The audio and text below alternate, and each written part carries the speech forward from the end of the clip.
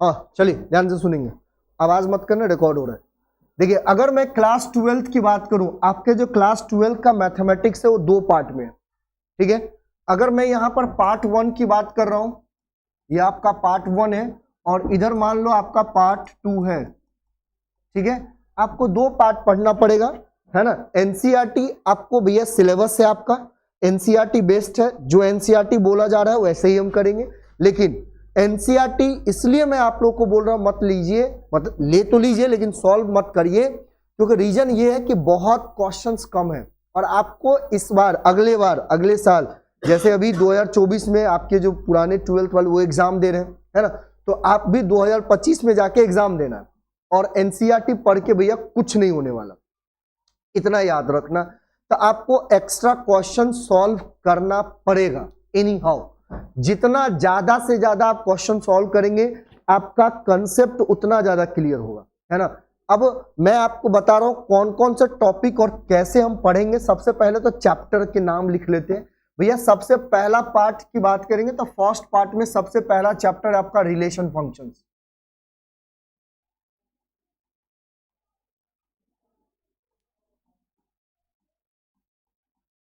ठीक है, ये रिलेशन एंड फंक्शंस है।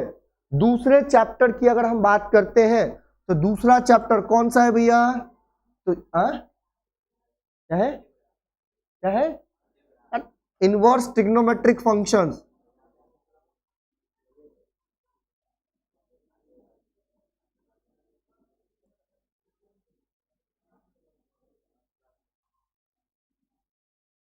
ठीक है। तीसरे चैप्टर की बात करेंगे तो ये आपका बहुत इंपॉर्टेंट टॉपिक मैट्रिक्स। चौथे चैप्टर आपका डिटरमिनेंट्स, ठीक है। और पांचवें चैप्टर का नाम है भैया कंटिन्यूटी एंड डिफरेंशियबिलिटी। क्या है, कंटिन्यूटी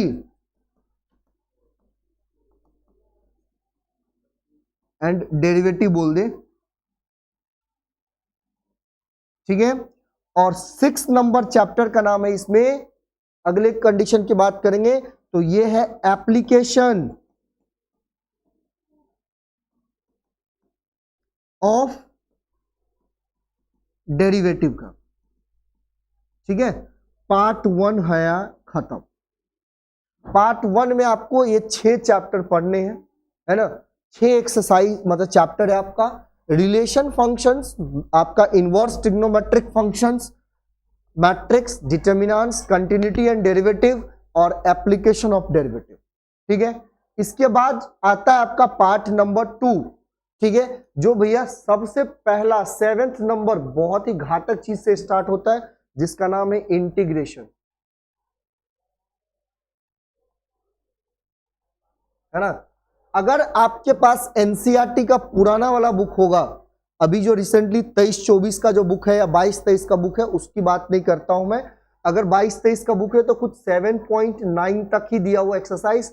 अगर आपके पास पुराना वाला बुक होगा, पुराना मतलब कुछ 3 साल या 4 साल पुराना की बात कर रहा हूं, उसमें भैया सिलेबस को छोटा करके अभी इतना कर दिया, उसमें 17.13 एक्सरसाइज दिया हुआ, मतलब टोटल इंटीग्रेशन में 13 एक्सरसाइज थे, है ना। और भाई हम इसको नहीं पढ़ेंगे, इसको पढ़ने वाले, ठीक है। 8 नंबर आपका जो होगा वो एप्लीकेशन है, जो हर चीज का यहां पर एप्लीकेशन आपको पढ़ना पड़ेगा, एप्लीकेशन ऑफ इंटीग्रेशन, है ना, एप्लीकेशन ऑफ इंटीग्रेशन। अगर मैं चैप्टर नंबर 9 की बात करूंगा तो चैप्टर नंबर 9 स्टार्ट होता है भैया continuity, sorry differential equation,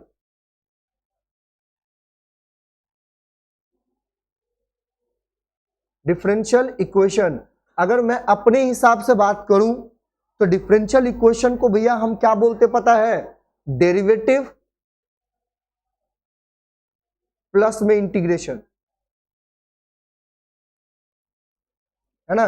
derivative plus में इंटीग्रेशन आपको यहीं से पता चल जाएगा जब हम ये चैप्टर स्टार्ट करेंगे। तो ये ऐसा क्यों बोल रहा हूं, क्योंकि डेरिवेटिव और इंटीग्रेशन एक दूसरे का इनवर्सली प्रोपोर्शनल है, उल्टा होता है, ठीक है। चैप्टर नंबर 10 की अगर बात करेंगे तो चैप्टर नंबर 10 है भैया वेक्टर, जो आपने फिजिक्स में पढ़े हैं, है ना, सेम वही डिट्टो, वेक्टर में कोई दिक्कत नहीं होगा।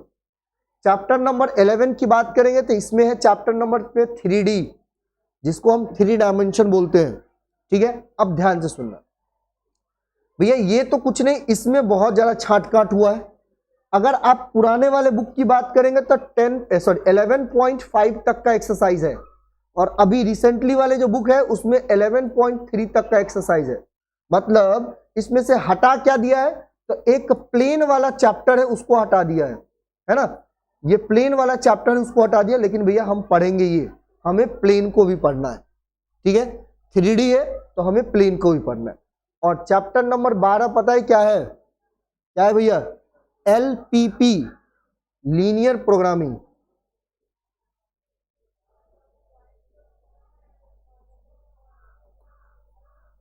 ठीक है, लीनियर प्रोग्रामिंग, ये एक ही एक्सरसाइज है, सुन लो, एक ही एक्सरसाइज है उसमें, और इतना गारंटी है आप 4 नंबर या 5 नंबर आराम से पॉकेट में लेके आओगे इस चैप्टर से। चैप्टर नंबर 13 क्या है लास्ट में, तो भैया प्रोबेबिलिटी,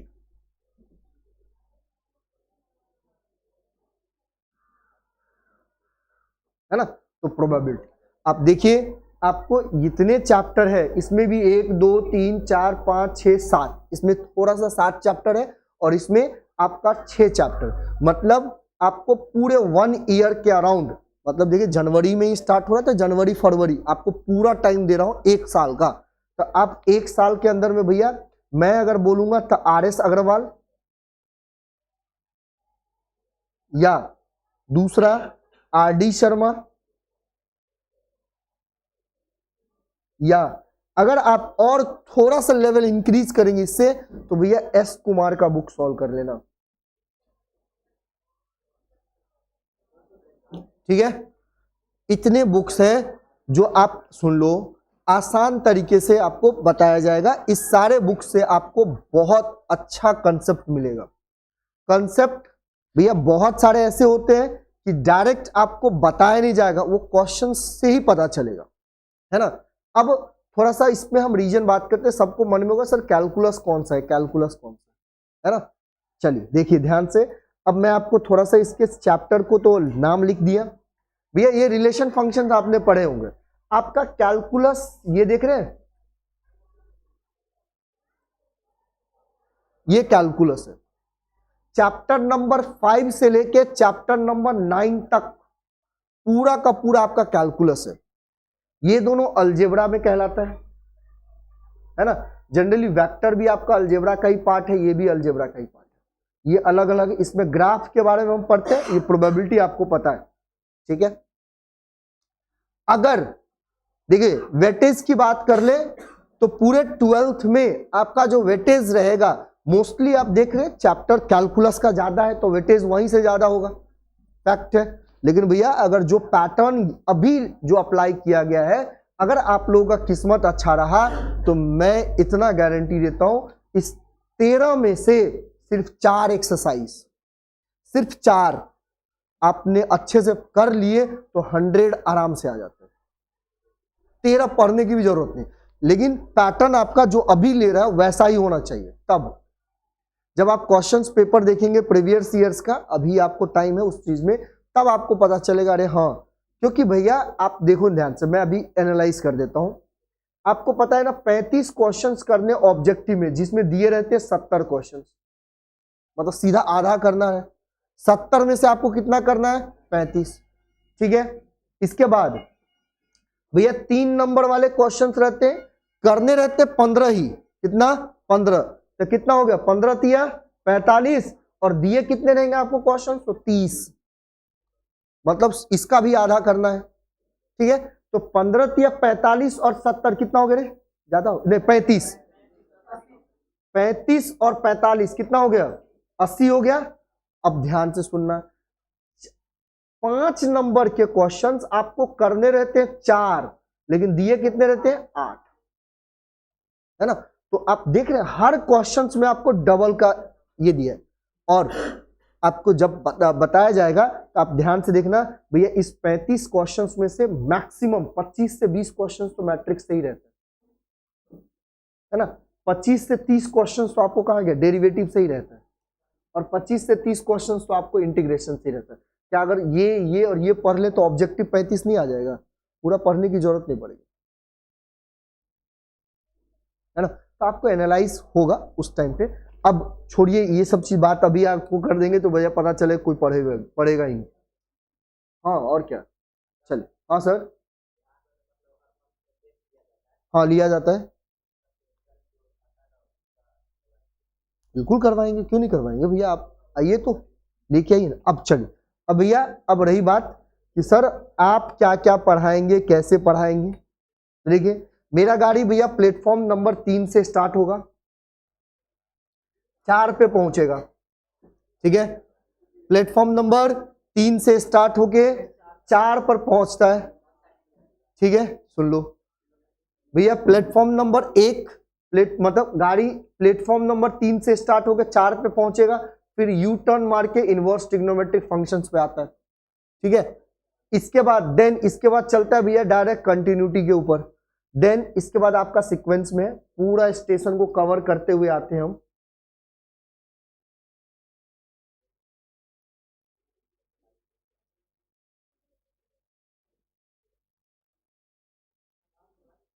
ठीक है, तो इस तरीके से मेरा गाड़ी चलता है, और इस बार भी मैंने ऐसे ही गाड़ी चलाया, ठीक है। तो भैया आप ये मत सोचना, देखो ध्यान से, ये वाला पोर्शन अगर आप एनसीईआरटी से सॉल्व करते हो तो भैया मेरे लिए सिर्फ 2 मंथ है, आपको मैं पढ़ा दूंगा, 2 मंथ में खत्म हो जाएगी पूरा।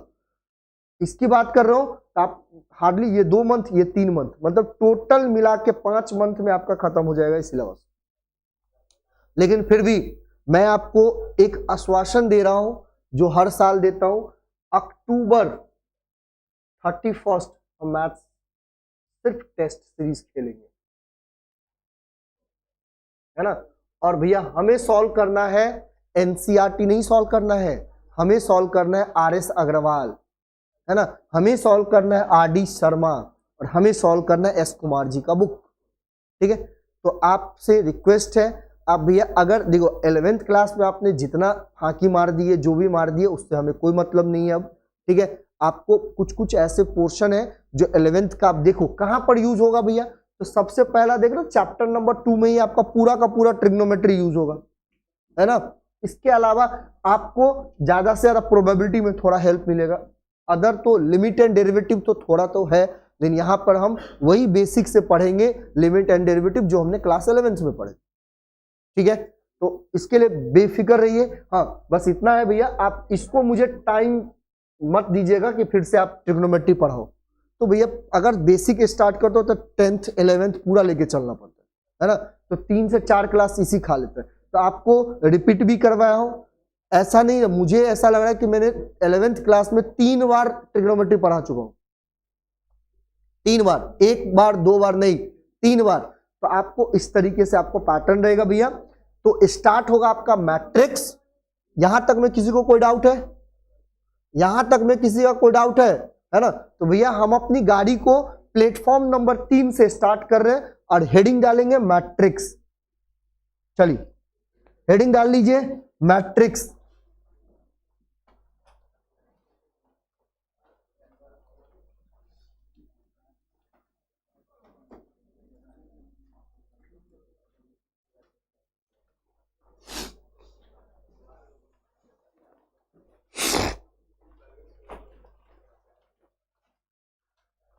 बस इतना है कि आप प्लीज भैया जो स्ट्रेंथ अभी देख रहा हूं कंटिन्यू देखे तो मजा आएगा, एनर्जी बनता है थोड़ा सा भैया, शरीर में ठंड नहीं लगता है, तब पता नहीं मन होता है जैकेट उतार के फेंक दूं, है ना। तो आप ये स्ट्रेंथ को भैया प्लीज मेंटेन रखिएगा, है ना। ये ऐसा नहीं कि आज आ रहे हैं कल नहीं आ रहे हैं, आप प्लीज डेली आइए। कुछ प्रॉब्लम है, क्या रीजन है, आप डिस्कस करेंगे। अगर आपको क्लास से रिलेटेड, सुन लो, मैथ्स में किसी भी टॉपिक से रिलेटेड आपको कहीं पर भी प्रॉब्लम होता है, दिक्कत हो रहा है, तो प्लीज आके बोलो। भरी सभा में बोलने में शर्म आती है तो भैया साइड में बोलिए, है ना। जब तक आप बोलेंगे नहीं तब तक आपका डाउट क्लियर कैसे होगा। हम कोई अंतर्यामी नहीं है भैया, बजरंग बली तो है नहीं कि आपके सीना या मेरा सीना चीर के देखो तो तुम्हारा दुख दर्द सुनाई देगा, है ना। तो प्लीज आप बोलेंगे और देखो 10th तक आपने जो भी कर दिए छोड़िए, ये बोर्ड है। और भाई ऐसा पढ़ो कि आप ऐसा नहीं सिर्फ बोर्ड के लिए ही मत पढ़ना, मैंने 11th में भी यही बताया, आप बोर्ड के लिए मत, आप आगे सोचो कि आगे हमें बोर्ड एग्जाम तो पास होना ही होना है, फर्स्ट डिवीजन तो आना ही भैया, और बोर्ड में सेकेंड और थर्ड मत आना भाई, नहीं तो आगे बहुत दिक्कत देता है।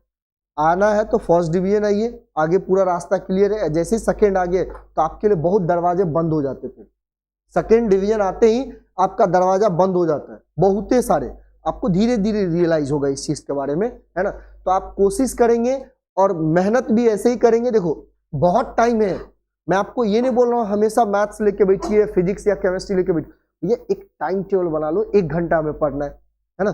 थोड़ा थोड़ा करके पढ़ेंगे ना तो जो आने वाले समय जो होते हैं उसमें आपको बर्डन नहीं होगा, नहीं तो पता चले ये भी नहीं पढ़े ये भी पढ़े एग्जाम के टाइम में, जैसे अभी हो रहा है।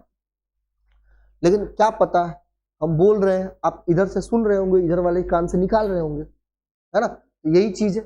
चलिए छोड़िए, तो आज हम बात करेंगे भैया मैट्रिक्स क्या होता है, ठीक है। पूरा इंट्रोडक्शन है, ध्यान से समझेंगे, पहले सुन लो क्या होता है मैट्रिक्स, कैसे कंडीशन है, क्या फॉर्म करते हैं, उन सारे कंडीशन के बाद, ठीक है। तो मैट्रिक्स जनरली एक भैया, ये मैट्रिक्स का मतलब जो होता है, एप्लीकेशन की बात करेंगे तो एप्लीकेशन में मैट्रिक्स बहुत ही काम की चीज है, बहुत काम की चीज है ना। आप इस मैट्रिक्स को जब पढ़ोगे, आप जब स्टार्ट करूंगा तो आपको लगेगा कुछ नहीं है, लेकिन भैया ये मैट्रिक्स पूरे जान है, मतलब इस पूरे वर्ल्ड का, इन्वायरमेंट का, जितने भी आसपास आपको सामान दिख रहे हैं ना, उसका जान ही है ना। क्योंकि अभी तक आपने एक ही चीज सुने हुए, मैथ्स पढ़ने से होता क्या है, कहीं पे कोई यूज नहीं होता है, तो आपको इसीलिए 12th में हर जगह एप्लीकेशन दिखा रहा है, एप्लीकेशन है भैया, एप्लीकेशन है। और एप्लीकेशन मतलब होता है आप उस चीज को कहां पर यूज करते हैं, सिंपल सी बात है ना। तो इस मैट्रिक्स की बात करेंगे तो मैट्रिक्स का यूज कहां पे होता है ना। कुछ ऐसे टर्म्स है जो क्लास 10th का भी मैं इसमें पढ़ेंगे, जैसे आपने पढ़े हैं क्वाड्रेटिक इक्वेशन वाले में, उसको छोड़ दिया जाए तो लीनियर इक्वेशन इन 2 वेरिएबल पढ़े या नहीं पढ़े भैया, लीनियर इक्वेशन इन 3 वेरिएबल पढ़े या नहीं पढ़े। तो भैया सेम टॉपिक हम मैट्रिक्स में भी पढ़ेंगे, लीनियर इक्वेशन इन 2 वेरिएबल और लीनियर इक्वेशन इन 3 वेरिएबल, ठीक है। अब बोलेंगे सर वो कैसे, वहां पर तो आप या एलिमिनेशन मेथड या सब्स्टिट्यूशन मेथड से सॉल्व कर देते थे, लेकिन उसी क्वेश्चंस को आपको मैट्रिक्स मेथड से सॉल्व करना है ना। मैट्रिक्स जनरली आपको काम देगा, यूज देगा जब आप रिसर्च एंड डेवलपमेंट के बारे में पढ़ते हैं, किसी भी पार्टिकल्स या कोई भी ऑब्जेक्ट है जिसके बारे में अगर कोई चीज रिसर्च होता है ना, तो पहले मैथमेटिकली इक्वेशन बनाना पड़ता है, और वो देता है भैया मैट्रिक्स, क्लियर है ना। तो भैया पूरे रिसर्च चैप्टर में, नाम है रिसर्च लेकिन पूरे मैथ्स है, और उसमें आपको पूरा का पूरा मैट्रिक्स पढ़ना पड़ता है ना। अगर मैट्रिक्स के यहां पर, अब घबराना मत, मैट्रिक्स के टोटल 58 टाइप्स होते हैं, 58 टाइप्स होते हैं, लेकिन आपको क्लास 12 में पढ़ना है सिर्फ 7 टाइप, है ना। आप आगे आगे जाएंगे, जैसे आगे पढ़ेंगे बीएससी में, तो वहां पर भी आपको मैट्रिक्स पढ़ना पड़ेगा। अब बीएससी फर्स्ट सेमेस्टर हो गया, सेकेंड हो गया, थर्ड हो गया, तो वहां पर भी अगर किसी को इंजीनियरिंग में जाना है भैया, होता है क्लास 12 में, जैसे मैं इंजीनियरिंग में गया था तो हम इंजीनियरिंग के फर्स्ट सेमेस्टर में पढ़े थे मैट्रिक्स, सेकेंड में पढ़े थे मैट्रिक्स, थर्ड में पढ़े थे। तो इन तीनों को मिला के हमने डिसाइड किए कि टोटल मैट्रिक्स के कुछ इतने टाइप्स होते हैं। क्लास 12 में बेसिक है, पूरा बेसिक है, लेकिन इसके बाद बहुत सारे ऐसे मेथड है, रूल है, जिसके बारे में आपको पढ़ना पड़ेगा, ठीक है। तो यहां पर पूरा बेसिक है, बहुत आसान है, कौन से टाइप्स के क्या होंगे, जब हम टाइप्स ऑफ मैट्रिक्स पढ़ेंगे तो आपको समझ में आए। आपको 2 दिन तो लगेगा कि भैया मैथ्स के क्लास में नहीं, कोई हिंदी या इंग्लिश ज्योग्राफी सिर्फ लिखना पड़ता है, नंबर का दर्शन भी नहीं होगा, ध्यान रखिए, ठीक है। इसमें कोई गुना भाग जोड़ नहीं करना है, सिंपल सा है, उस चीज को आप याद रखेंगे, नोट्स बनाएंगे, अपने लैंग्वेज में लिखेंगे तो आपका बेटर होगा, अच्छा होगा। क्योंकि बहुत सारे ऐसे चीज है भैया मैथ्स में जो मैं बोलता हूं लेकिन लिखवाता नहीं हूं, तो उस चीज को आपको पकड़ के लिखना पड़ेगा, आप खुद पकड़िए लिखिए, क्योंकि हर चीज लिखना, हम लिखवाना पॉसिबल नहीं है ना भाई, सब हर आगे भी देखना पड़ता है। तो सबसे पहले हम मैट्रिक्स के बारे में बात करेंगे। तो मैट्रिक एक रेक्टेंगुलर अरे होता है, क्या बोला मैंने, एक रेक्टेंगुलर अरे होता है। रेक्टेंगुलर मतलब समझ गए होंगे, रेक्टेंगल की बात कर रहा है ना, या किसी भी स्मॉल ब्रैकेट की बात करूंगा मैं, है ना। अब देखो, जैसे अगर भाई ये क्या एक रेक्टेंगल होगा, देखिए तो ये एक रेक्टेंगल है, मतलब रेक्टेंगुलर अरे होता है, या आप इस फॉर्म में भी लिख सकते हैं, इसको आप क्या बोलते हैं, या तो आप इसको बिग ब्रैकेट बोलते हैं, ठीक है, और इसको आप स्मॉल ब्रैकेट बोलते हैं। तो मैट्रिक्स को कभी भी जब भी हम डिनोटेट करते हैं, लिखेंगे, तो इन्हीं दोनों ब्रैकेट के अंदर में लिखना पड़ता है, ठीक है। हाँ, किसी ने देखा होगा सर ये दो पैरेलल लाइन क्या होता है, भैया मैट्रिक्स को पैरेलल लाइन के बीच में नहीं लिखा जाता है। जब डिटर्मिनेंट्स हम पढ़ेंगे तब हम आपको बताएंगे कि जब दो मतलब कोई डिटर्मिनेंट्स के जो एलिमेंट्स होंगे उसको हम दो पैरेलल लाइन के बिटवीन रखते हैं, ठीक है। जैसे ही पैरेलल लाइन दिख गया तो मतलब वो मैट्रिक्स नहीं, क्या है, डिटर्मिनेंट्स। क्लियर है, ठीक है। अब देखो, एक्चुअली अगर मेरे हिसाब से अगर एनसीईआरटी ने थोड़ा सा चेंजेस किया होता तो भैया सबसे पहले मैट्रिक्स से भी पहले हम डिटर्मिनेंट्स देते, क्योंकि डिटर्मिनेंट्स पढ़ना बहुत इंपॉर्टेंट है ना, क्योंकि मैट्रिक्स का जो सॉल्यूशंस जो आता है, या आप ऐसा बोल सकते हैं डिटर्मिनेंट्स का जो सॉल्यूशंस आता है वो मैट्रिक्स के मेथड से आता है ना। इसीलिए आपको मैट्रिक्स और डिटर्मिनेंट्स पढ़ना बहुत जरूरी है। यहां पर मैट्रिक्स में आपको ट्रिग्नोमेट्रिक का भी कुछ कुछ रूल याद होगा, है ना, जो सारी चीज लगेंगे, ठीक है। तो मैट्रिक्स को भैया हम इस दोनों ब्रैकेट के अंदर में रखा जाता है, ठीक है। अब ध्यान से समझो, अगर ये मैट्रिक्स है, ध्यान से समझेंगे, अगर ये मान लीजिए कोई एक मैट्रिक्स है ना, जनरली इस मैट्रिक्स के जो अंदर जो नंबर लिखा रहता है, आप देख रहे हो ना नंबर जो लिखा रहता है, ये नंबर लिखा रहता है। एक काम करो यार, लिखते चलिए, बीच बीच में हम फिर कहां से लिखवाएंगे। हेडिंग डालिए मैट्रिक्स, लिखिए तो उसमें हेडिंग डाल दीजिए भैया मैट्रिक्स, लिखेंगे उसमें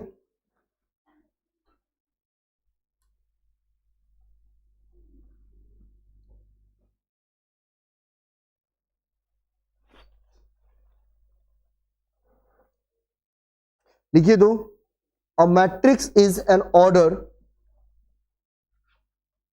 a matrix is an order, is an ordered,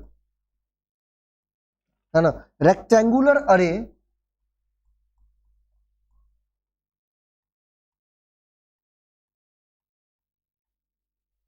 rectangular array of number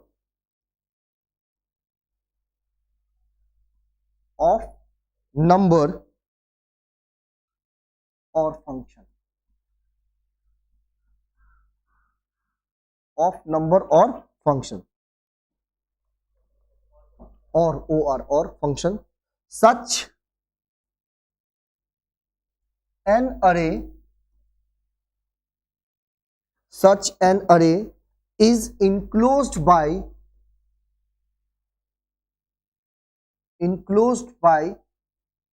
ये अभी मैंने बताया हूं, या तो आप ये बड़ा वाला ब्रैकेट या फिर इस छोटे वाले ब्रैकेट के अंदर में इनक्लोज्ड बाय, है ना,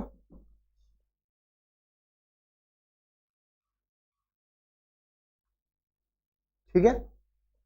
अब इसके नीचे में एक ये डैश देके आपने लिख दिए होंगे, दूसरा लिखेंगे भैया दूसरा नंबर में द नंबर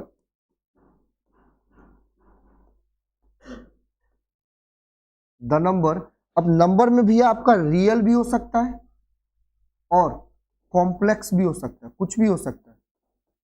जनरली आपने कॉम्प्लेक्स नंबर पढ़े हैं, है ना, तो या आपका नंबर की बात कर रहा हूं तो ये रियल भी नंबर हो सकता है या फिर कॉम्प्लेक्स नंबर भी हो सकता है।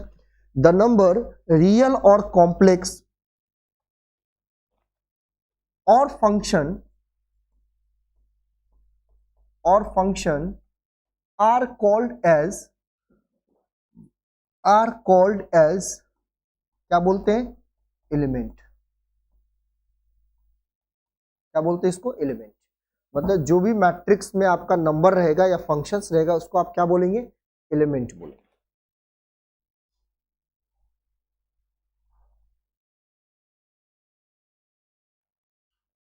ठीक है।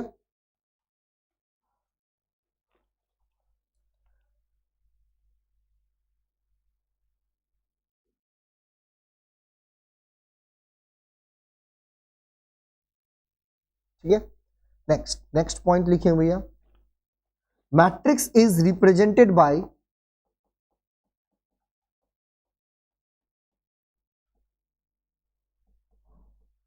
matrix is represented by a single capital letter, a single capital letter just like, या ऐसा बोल सकते like A B X Y etc, है ना, and elements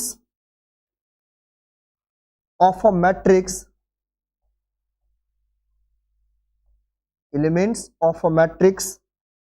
are represented by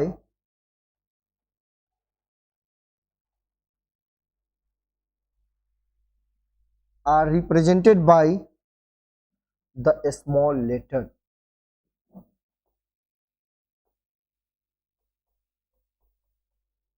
The small letter, जैसे में A B C dot dot dot,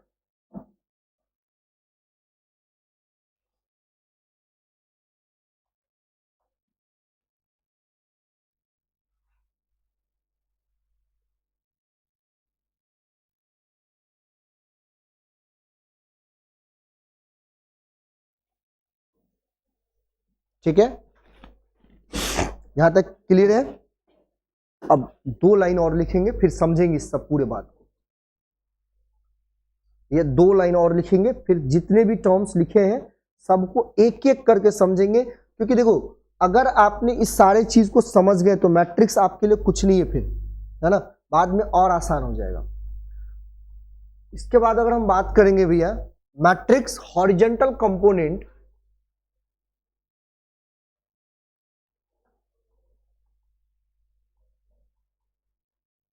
matrix horizontal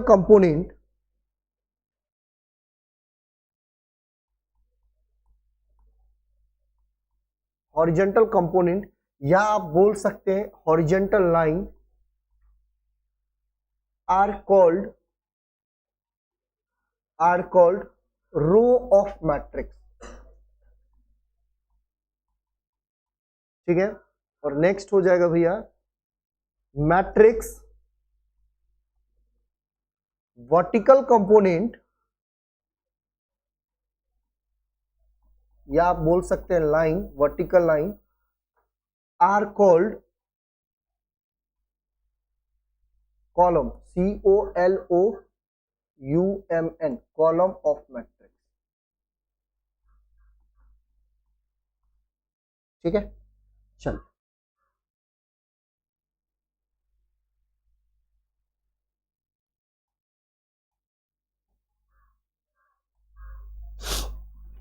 जल्दी करेंगे इस चीज को।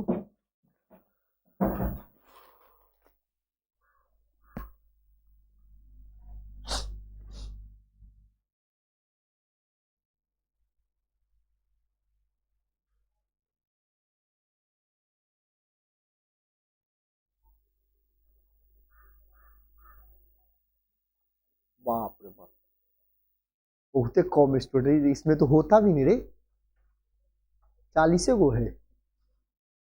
इतने कहाँ थे रे भैया इतने दिनों से, ये सब तो सब आता था भैया। आप नए, अच्छा ये तो नए हैं एक, आप ये तो आता था, ये भी आता। अरे भैया तुमको सही में भैया भगा दूंगा मैं, अभी मैं बोल रहा हूँ डेली आया करो। घोरबंकी यहाँ पे पास, घोरबंकी घर है ना, कहाँ घर है? ये क्या होता है? उमगांव। तो कौन सा दूर है रे भैया, किसी बस के चक्के में लटक जाओगे तो आ जाओगे।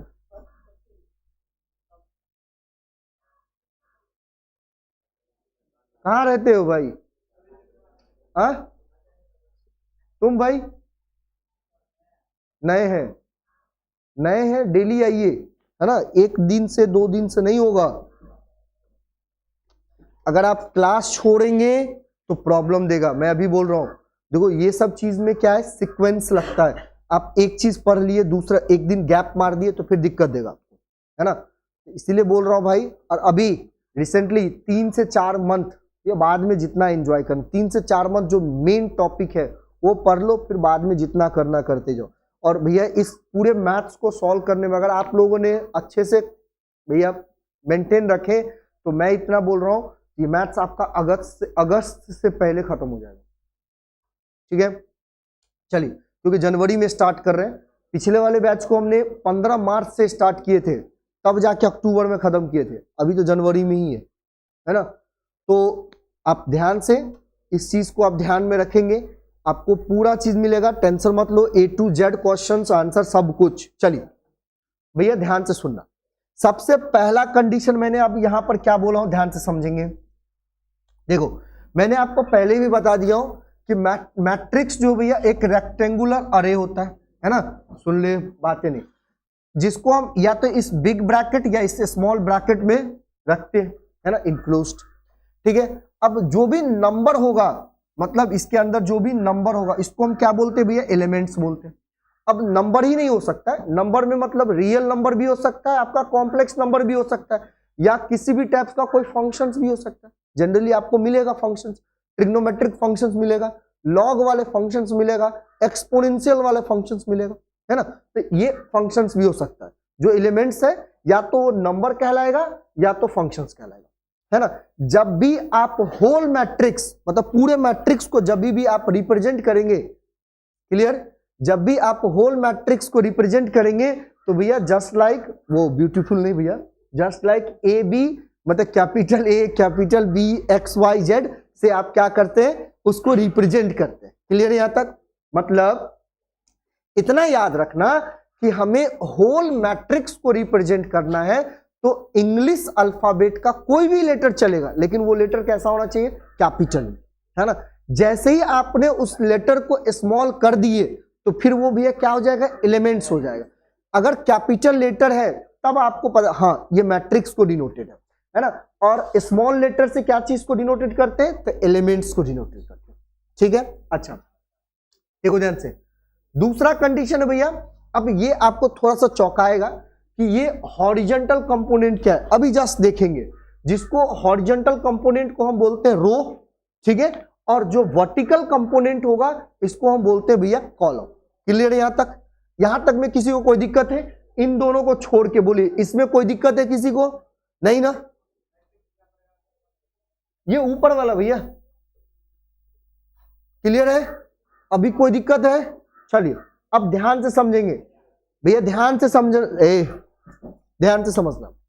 मैंने आपको अभी जस्ट बताया हूं कि अगर हॉरिजॉन्टल और वर्टिकल, एक चीज ध्यान रखना भैया, हॉरिजॉन्टल मतलब ये लाइन, वर्टिकल मतलब ये लाइन, ठीक है। अगर इस रूम की बात कर लो तो ये बीम देख रहे हो, बीम, इसको आप बीम ही बोलते हो ना भाई, ये वाला जो कंडीशन क्या होगा, बीम ही होगा ना। तो इसको बीम है मतलब ये क्या, हॉरिजॉन्टल है, मतलब रो में है। और ये वाला कॉलम देख रहे हो, ये क्या है, वर्टिकल है, जिसको आप कॉलम बोलते हो। तो अगर सीधा है तो क्या होगा, ये वर्टिकल होगा, है ना, कॉलम होगा। अच्छा अब मैं एक मैट्रिक्स लिख रहा हूं, ध्यान से समझना।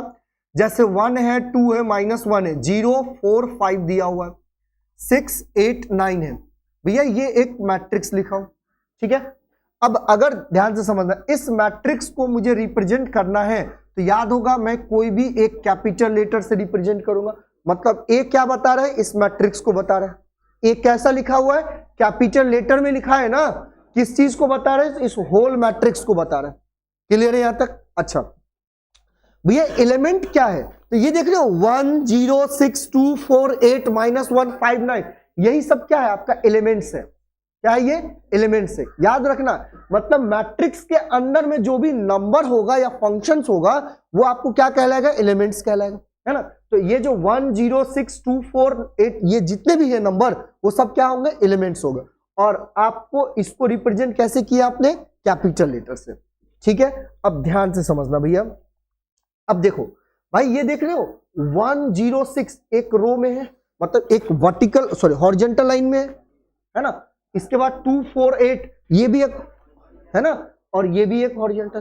तो इस मैट्रिक्स के लिए इसको हम बोलते हैं पहला रो, फर्स्ट रो, क्या हो जाएगा, ये 106 ये कौन सा रो हो जाएगा, तो फर्स्ट रो हो जाएगा।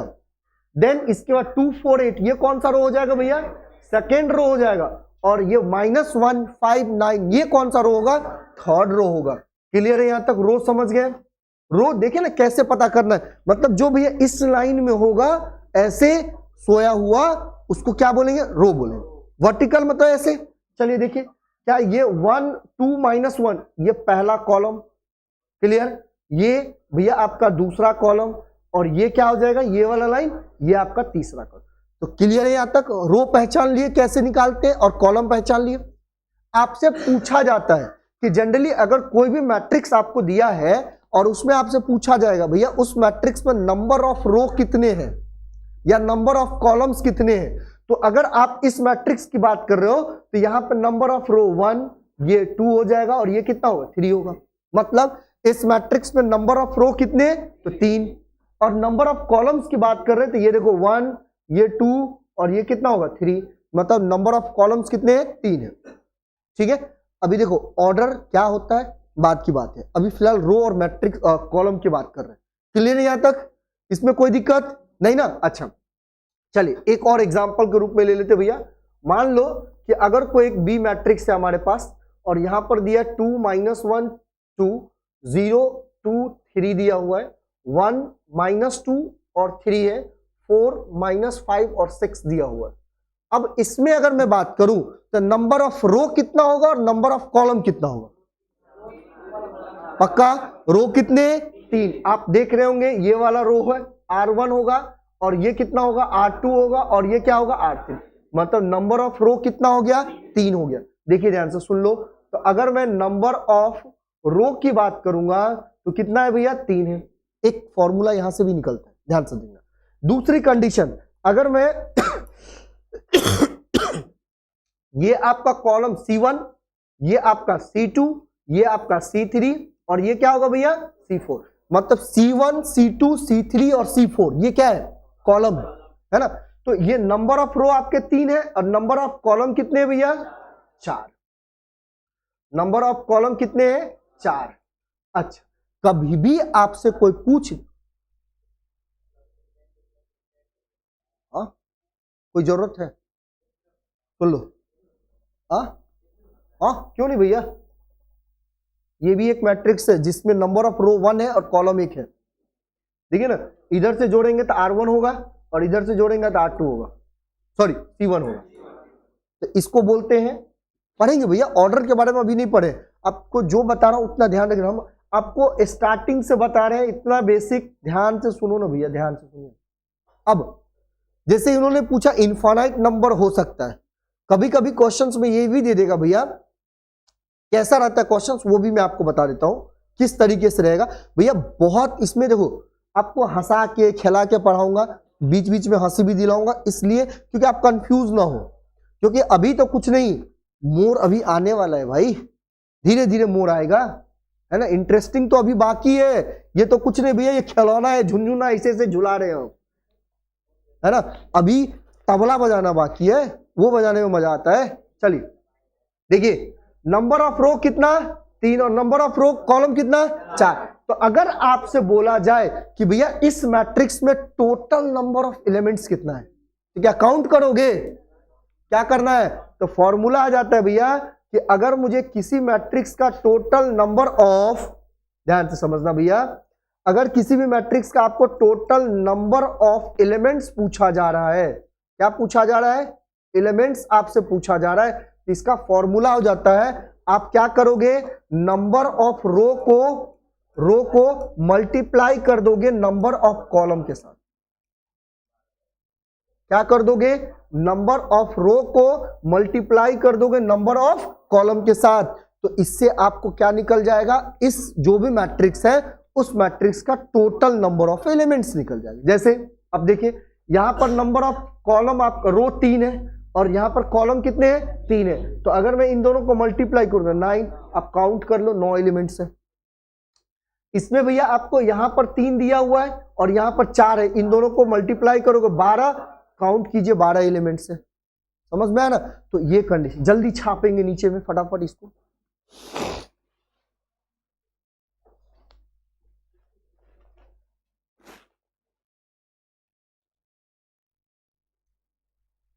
अरे भैया कौन सा घड़ी है तुम्हारा? वही तो हम बोले हमारा घड़ी है, रोलेक्स है। आपने किडनी बेचा कितना, 2 गो कि 3 गो? हाँ हमारे भैया टाइटेनिक्स है, रोलेक्स है, रोलेक्स 1-2 लाख में देता है ना। क्या क्या बात करे, ओ माई गॉड का मूवी नहीं देखी है? OMG, इंश्योरेंस वाले को बोलते क्या, रोलेक्स भूल गए क्या? प्रेस ट्रैवल बोलते हैं ना, रोलेक्स टाइम से ही बता रहा है कि नहीं? ऐसी बात करे, पहली बार सुने। रोलेक्स एक घड़ी का ब्रांड है भैया। भैया वो भी मुझे समझ में नहीं आता दाम क्या है, टाइम तो वो भी वैसे ही बता रहा है। अगर वो ऐसा बता दे कि भैया 1 घंटा को मतलब 11 बजे को 10 बजे बता दे ना, तब मजा आएगा। ऐसा तो कोई नहीं बताता है। चलिए जल्दी करेंगे।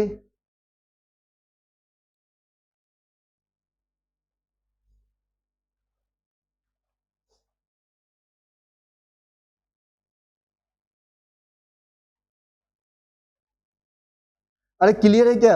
अरे तुरंत आपके सामने में इसको मैं PDF आपके ग्रुप में भेज दूंगा, टेंशन मत ले। अरे आपके आंख के सामने में PDF ग्रुप पे जाएगा यार, इधर देखना। अरे टाइम नहीं है भैया, 9 बज गया। अरे 10 बज गया। हाँ अच्छा, +2 में कौन कौन है इसमें? अरे यार सबका तो स्कूल आपको जाना पड़ेगा यार, ऐसा कुछ नोटिस आया है कल। 11 बजे चले जाइएगा। हाँ नहीं, +2 में राम जानकी तो अपना कॉलेज है, देख रहे वहां पे मास्टर सब तो बैठे होंगे सब। आप जाइए नहीं जाइए अटेंडेंस बन जाता है, ऐसा कहावत सुने हम, पता नहीं क्या है ये सब। अगर नियम लगाते हो तो सबके लिए लगाइए। ये दिख नहीं रहा होगा ना, इसको फैला दो, चलिए इसको रहने दीजिए। चलिए कंप्लीट। चल भैया देखो ध्यान से सुनना। अरे देख लो ध्यान से भैया, घर पे भी जाके आराम से आप लिख सकते हो उसको, कोई दिक्कत नहीं। सुनो, अभी नंबर ऑफ रो और नंबर ऑफ कॉलम देख लिए। अब आपको देखना है भैया ऑर्डर। क्या देखना है? ऑर्डर। ऑर्डर क्या होता है ना, ऑर्डर की बात करेंगे। ऑर्डर क्या होता है? तो किसी भी मैट्रिक्स का अगर आपको ऑर्डर फाइंड आउट करना है तो उसके लिए भी आपको नंबर ऑफ रो और नंबर ऑफ कॉलम की जरूरत पड़ती है। समझ में आया क्या बोल रहा हूं भैया? अगर आपको किसी भी मैट्रिक्स का ऑर्डर फाइंड आउट करना है तो उसके लिए भी आपको नंबर ऑफ रो और नंबर ऑफ कॉलम की जरूरत पड़ेगी। जैसे एग्जांपल, अब ध्यान से सुनना, जैसे मैंने अभी इसी मैट्रिक्स की बात कर लेते भैया। इस मैट्रिक्स का ऑर्डर कितना है तो नंबर ऑफ रो कितना और नंबर ऑफ कॉलम, तो इस मैट्रिक्स का ऑर्डर हो जाएगा 3/3 का। 3 × 3 मत बोलना, 3/3 हो जाए। अगर इस मैट्रिक्स की बात करेंगे तो नंबर ऑफ रो कितना और रो कॉलम तो 3/4 का। भैया जब भी ऑर्डर आप रिप्रेजेंट करते हो, सुन लो, जब भी आप ऑर्डर को रिप्रेजेंट करते हो तो सबसे पहला टर्म्स किसका आएगा? रो का आएगा, और इसके बाद कॉलम का आएगा। ठीक है, ध्यान से समझेंगे। जैसे अगर मैं ऑर्डर की बात कर रहा हूं, ऑर्डर ऑफ मैट्रिक्स, ध्यान से समझना भैया, ऑर्डर ऑफ मैट्रिक्स, तो ये जो रहता है जनरली वो m/n के फॉर्म में रहता है। किसके फॉर्म में? m/n। जहां पर आपको m जो है, ध्यान से समझिएगा, m जो है वो क्या चीज को रिप्रेजेंट करेगा? रो को, और n जो है किसको रिप्रेजेंट करेगा? कॉलम। क्लियर है? ठीक है, देखो ध्यान से, कभी कभी आपको इस फॉर्म में भी दिया रहता है, जैसे a∗ij है ना, ये एलिमेंट्स है। ये जो है आपको a∗ij किसका फॉर्म है? एलिमेंट्स का फॉर्म है। जहां पर i आपको फिर अगेन बताएगा इस किसको? तो रो को, और j आपको बताएगा भैया कॉलम्स को, है ना। तो ये चीज आप ध्यान रखेंगे। स्मॉल लेटर यूज किया हो, देख रहे हैं, स्मॉल लेटर मैंने यूज किया हो, देख रहे हैं क्या चीज है? वो एलिमेंट्स है। मतलब आपसे ये पूछा जा सकता है कि ये एलिमेंट्स कौन से रो और कौन से कॉलम का है और उसकी वैल्यू कितना है ना। तो हम समझेंगे, तो एक एग्जांपल लेके समझ लेते हैं, फिर आगे बड़ा वाला एग्जांपल देखेंगे भैया, ध्यान से समझेंगे टाइम को देखते हुए। सबसे पहला अगर मैं एग्जांपल की बात कर रहा हूं तो मान लेते हैं ए मैट्रिक्स है, कौन ऐसे कर रहे हैं भाई, देखिए कोई एक मैट्रिक्स ए है जो बराबर, ध्यान से समझिए क्या होगा यहां पर कि भाई अगर मैंने 2 - 1 0 3 लिख रहा हूं, 2 3 4 5 लिख रहा हूं, 6 - 1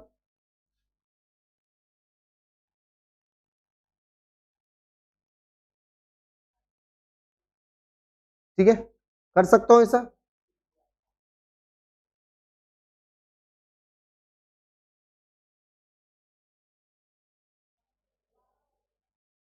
कौन ऐसे कर रहे हैं,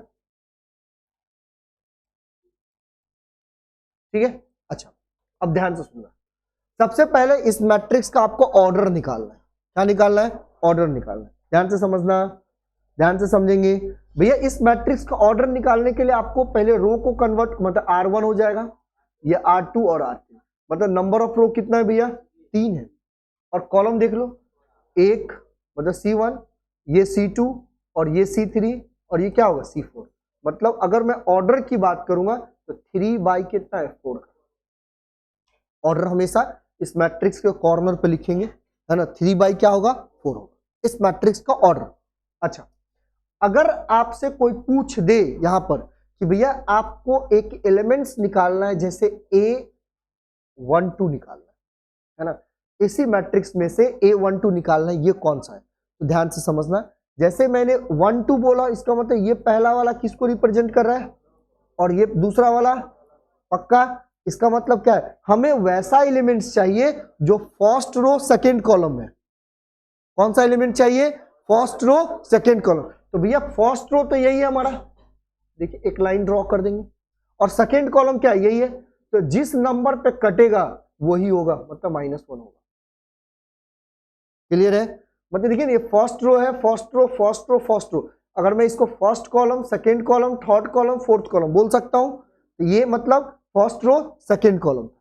अगर आप मान लो ये निकाल रहे हो कैसा होगा, तो देखिए थर्ड रो सेकेंड कॉलम, तो थर्ड रो तो ये है और सेकेंड कॉलम कितना होगा भाई, यही है। कितना होगा आंसर, 2 होगा। क्लियर है। अगर आपको A22 निकालना है, मतलब आप देखिए सेकेंड रो सेकेंड कॉलम, तो सेकेंड रो ये है और सेकेंड कॉलम ये है, मतलब आंसर कितना होगा 3 होगा, है ना। अगर आपको second row fourth column, third row fourth column निकालना है मान लीजिए, तो थर्ड रो ये वाला, फोर्थ कॉलम ये कितना होगा -7। समझ में आ रहा, तो इस तरीके से आप यहां से फाइंड आउट करते हैं। और इसी के फॉर्म में एक जनरल कंडीशन में लिख रहा हूं भैया, जनरल मैट्रिक्स लिख रहा हूं, ध्यान से समझना, एक बड़ा वाला मैट्रिक्स लिखेंगे, ठीक है। अब यहां पर आपको पूरा डाउट क्लियर होगा। जैसे सपोज मान लो A11 है, A12 है, A13 है, A14 है और dot dot dot dot dot आपका A1 ऑफ M दिया। आप देख रहे हैं 1 1 1 दिख रहा है आपको यहाँ पे, 11 12 13 14 मत समझना इसको। 1 मतलब पहला रो पहले कॉलम का एलिमेंट है, दूसरा वाला पहले रो दूसरे कॉलम का एलिमेंट है, तीसरा की बात करेंगे तो पहला रो थर्ड कॉलम का एलिमेंट है, और देन यहां पे बात करेंगे तो फर्स्ट रो फोर्थ कॉलम का एलिमेंट, और इसकी बात करेंगे तो फर्स्ट रो mth रो का। नहीं भैया हम गैप दिए यहां पर, देख रहे हैं, ठीक है। तो ये कंप्लीट, ठीक है। अब ध्यान से समझो। और भैया इसी तरीके से अगर मैं लिखता हूं A21 A22 A23 A24, है ना, डॉट डॉट डॉट कहां तक भैया, A ट्वाइस ऑफ M तक। कितना तक के लिए, A ट्वाइस ऑफ M तक। ये N लिखो, रो है ना, N लिखो सबसे बेस्ट, N लिखो, ये 1 ऑफ N होगा और ट्वाइस ऑफ N होगा, ठीक है। अच्छा देखो ध्यान से, A31 A32 A33 A34, है ना, और डॉट डॉट डॉट का होगा A3 ऑफ N तक।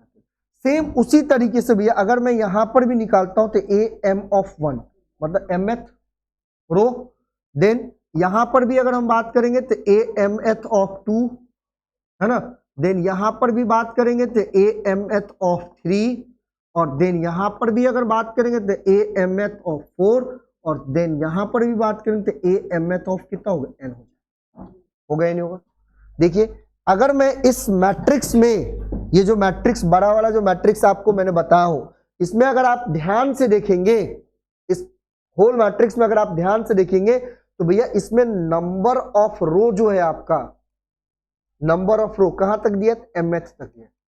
और नंबर ऑफ कॉलम की बात करेंगे, नंबर ऑफ कॉलम कितना दिया था, nh। तो इस मैट्रिक्स का जो ऑर्डर होगा क्या होगा, m/n होगा। कितना ऑर्डर होगा, m/n होगा, है ना। तो आपको जो मैंने बताया था ये 1 1 a1 2 ये एलिमेंट्स है, मतलब ये a33 का मतलब ये थर्ड रो थर्ड कॉलम का एलिमेंट्स है, a34 का मतलब ये थर्ड रो फोर्थ कॉलम का एलिमेंट्स है, ये a23 का मतलब सेकेंड रो थर्ड कॉलम का एलिमेंट्स है। भैया याद रखना ये चीज, मैं आपको पहले भी बता चुका हूं ऐसा। ये देख रहे हैं ना, i की वैल्यू अगर यहां पर 1 है और j की वैल्यू 2 है, इसका मतलब फर्स्ट रो सेकेंड कॉलम। अगर i की वैल्यू आपका 3 दिया, j की वैल्यू 2 दिया हुआ है, तो ये थर्ड रो सेकेंड कॉलम का एलिमेंट्स है। तो ये चीज आपसे पूछा भी जा सकता है एलिमेंट्स के बारे में और निकालना भी पड़ेगा। क्लियर है यहां तक, बोलिए क्लियर है भैया।